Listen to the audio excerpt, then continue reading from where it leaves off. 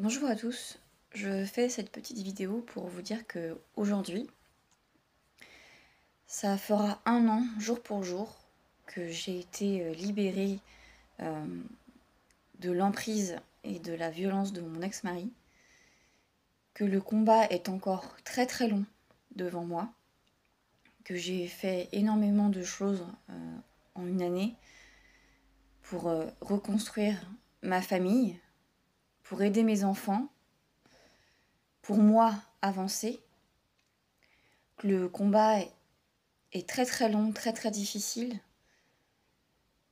La violence n'a pas été que physique. Elle a été très rarement d'ailleurs la violence.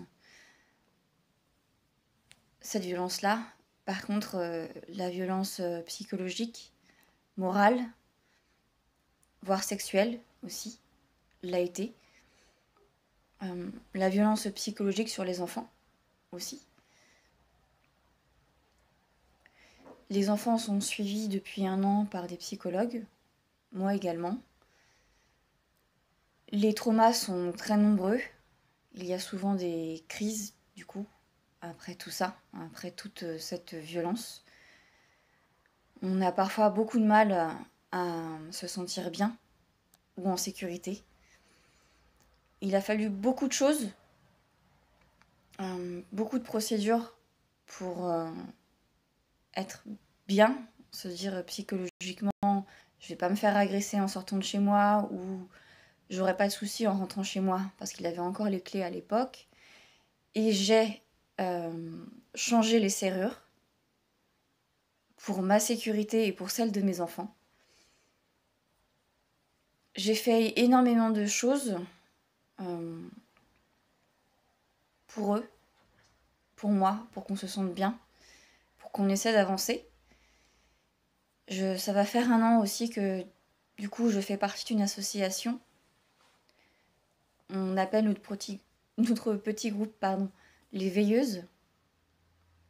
Merci Sarah, en tout cas, de m'avoir permis de rentrer dans cette association parce que on se soutient toutes. On est là pour s'entraider, pour parler, pour essayer d'avancer, de progresser dans tout ça et d'aider nos familles, nos enfants, nous-mêmes, de revivre normalement, de ne pas se sentir coupable d'avoir protégé nos enfants, d'avoir protégé nos vies aussi, et de ne plus avoir honte, parce qu'on a honte de subir tout ça, on a peur de subir tout ça. On a peur pour nos enfants, on a peur pour nous-mêmes. On n'a pas envie de mourir sous les coups ou par la violence verbale, en fait. Et chaque année, en France, et ça c'est la police qui me l'a informé l'année dernière, il y a 120 suicides forcés, dont majoritairement des femmes, à cause de la violence psychologique. En fait, les personnes veulent juste une chose, c'est que ça s'arrête. Et parfois, la seule solution, c'est malheureusement la mort. Parce que défaut de la justice, parce que défaut dans la police, parce qu'on n'est pas forcément cru, parce qu'on nous prend pour des folles, pour des hystériques. Heureusement, pour moi et pour beaucoup d'autres, il y a eu la police, les agents du VIF, c'est la brigade spécialisée dans les violences intrafamiliales, qui a été là pour moi. Il y a eu le COVA, ça c'est pour tout ce qui est pour toutes les victimes de violences. Vous voyez des médecins, des infirmières, des psychologues, des médecins légistes. Tout ça pour vous aider, des assistantes sociales aussi. Et il faut qu'on continue à faire ça, à progresser là-dedans, à protéger nos enfants, protéger nos sœurs, nos mères, nos tantes, nos filles, pour que toute cette violence s'arrête et qu'il n'y ait plus aucun féminicide et infanticide.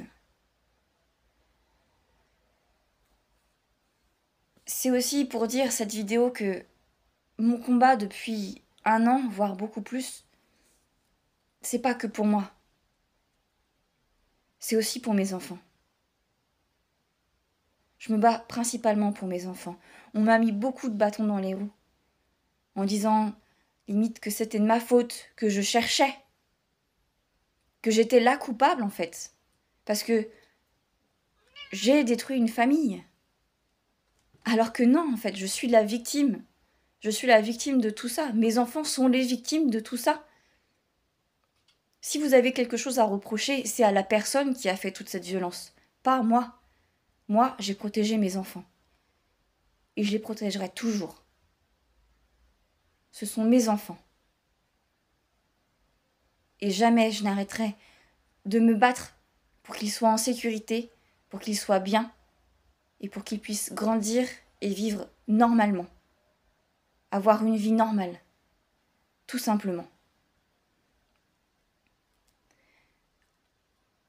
Voilà, il y a eu beaucoup de choses depuis un an. Grande précarité financière, mais ça change rien. Voilà, ça n'a rien changé du fait d'être mère célibataire. J'étais déjà dans une grande précarité financière, et ça aussi c'est de la violence conjugale. Oui, ma fille. Viens Fripouille, viens. Il y a eu, pour nous aider, des psychologues, des assistantes sociales, l'association. Il y a eu l'épicerie solidaire pour que je puisse nourrir mes enfants. La CAF aussi, qui a joué un rôle avec l'aide d'urgence aux femmes victimes de violences conjugales. Il y a eu beaucoup de choses pour m'aider ces derniers temps. Et ça, je remercie tous ceux qui ont été là pour moi depuis un an, voire plus. Je remercie aussi mon avocat qui s'est battu.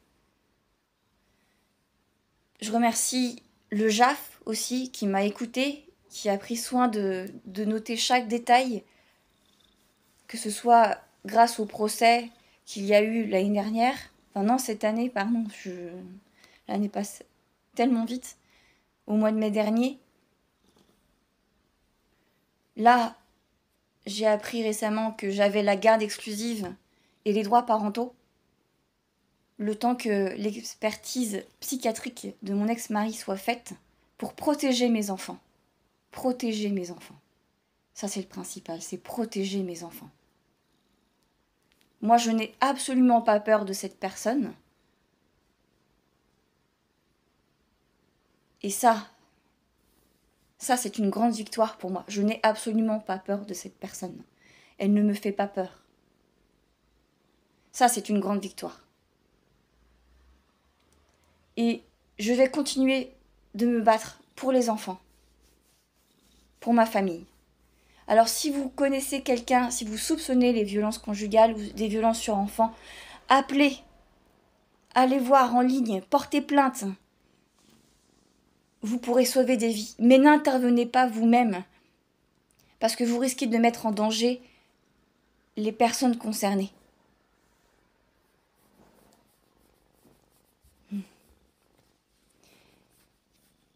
Et alors je cherche un peu mes mots, parce que j'ai réfléchi longtemps avant de faire cette vidéo, mais je pense que c'est très important, qu'il faut qu'on sache et qu'il faut voir toutes ces personnes concernées.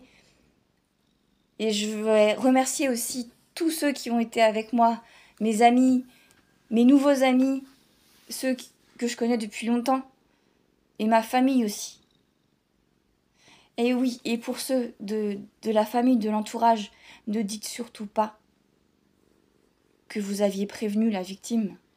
Ne dites surtout pas que vous saviez et que, dans un sens, c'est de sa faute. Non. Dites-lui au contraire, je suis là, je vais t'aider, je vais te sortir de là. Ensemble, on ira plus loin. J'espère que mon petit message va aider d'autres personnes. En tout cas, je remercie tout le monde qui m'a aidée. Je remercie Sarah, Cécile, Sandra, Laure, mon avocat, ma famille, mes amis,